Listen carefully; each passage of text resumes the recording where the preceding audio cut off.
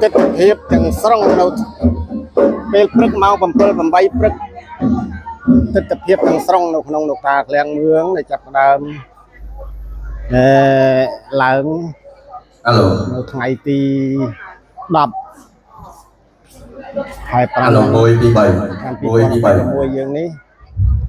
ទិដ្ឋភាពលឹមឡើងថ្ងៃទី10ព្រឹកឡើងបងប្អូនម៉ោង7 8គេចាប់ផ្ដើមធ្វើអំភៅមួយទី3ចាប់ផ្ដើមធ្វើខ្ញុំប្រកាសថាខ្ញុំបាទសូមការអនុញ្ញាតអំពីព្រះមេគុណជាម្ចាស់ព្រះមន្ត្រីសង្ឃប្រធានាធិបតីគ្រប់ព្រះអង្គជាទីគោរពសក្ការៈដល់គ្រប់គ្រង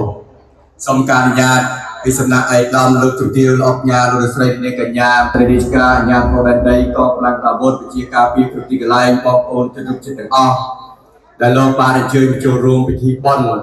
ឡើងរោងថ្វាយជូនលោកអង្គការក្លិនវឿងជំទាវខាត់ខៀវនៅក្នុងថ្ងៃនេះ